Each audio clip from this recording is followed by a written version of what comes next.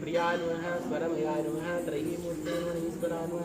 सर्वज्ञानुः परमात्मने नमः सोम सूर्याभिः लोचनानुः विषेनुः यज्ञोयानुः सोमानुः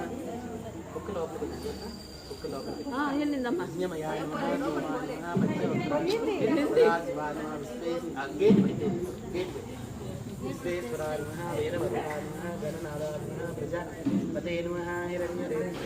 विष्णुसानुः भुजङ्गभूषणानुः भद्रानुः गिरिदञ्जने नमः गिरिप्रियानुः कृतिवासेनुः पुराराधेनुः भगवते नमः प्रमदाधिपानुः मृत्युञ्जयानुः सूक्ष्मतनवे नमः जगद्व्यापिने नमः जगद्गुरुवे नमः व्योमकेशानुः महासेन जनकानुः शान्तकर्मानुः रुद्रानुः भूतपते नमः स्थानवे नमः हिंसुर्यानुः दिगम्बरानुः अष्टमुक्तनेकात्मने नमः नास्तिकानुः शुद्धविग्रहानुः शाश्वतानुः खण्डपर्शुवे नमः अजयानुः आसविमोचकानुः मृडानुः पशुपते नमः देवानुः महादेवानुः अभियानुः हरे नमः पूषदन्तविधेन विग्रहानुः दक्षाध्वरहरानुः भगनेन्द्र विधेन नित्यानुः सहस्राक्षानुः जन्मजदुःखविनाशकलिङ्गं प्रणमामि सदा शिवलिङ्गं देवमुनीप्रवरातितलिङ्गं कामदहनकरुणाकरलिङ्गं रावणदर्पविनाशकलिङ्गं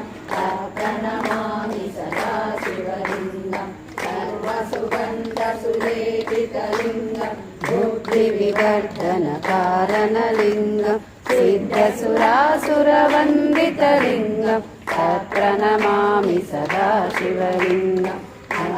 महामणिभूषितलिङ्गं फणिपतिवेष्टितशोभितलिङ्गं दर्शसुयज्ञविनाशनलिङ्गं तत्प्रणमामि सदा शिवलिङ्गं सुरङ्गचन्दनलेपितलिङ्गं पङ्कजहारसुशोभितलिङ्गं पञ्चितपापविनाशकलिङ्गं तत्प्रणमामि सदा शिवलिङ्गं त्रिभुवनार्चितसेवितलिङ्गं भावैर्भक्तिभिरेव च लिङ्गं दिनकरकोटिप्रभाकरलिङ्गं तत्प्रणमामि सदा शिवलिङ्गम् अष्टदलोपरिवेष्टितलिङ्गं सर्वसमुद्भवकारणलिङ्गम् अष्टदरिद्रविनाशनलिङ्गं तत्प्रणमामि सदा शिवलिङ्गं सुरगरपूजितलिङ्गं सुरवरपुष्पसदार्चितलिङ्गं परमपदं परमात्मकलिङ्गं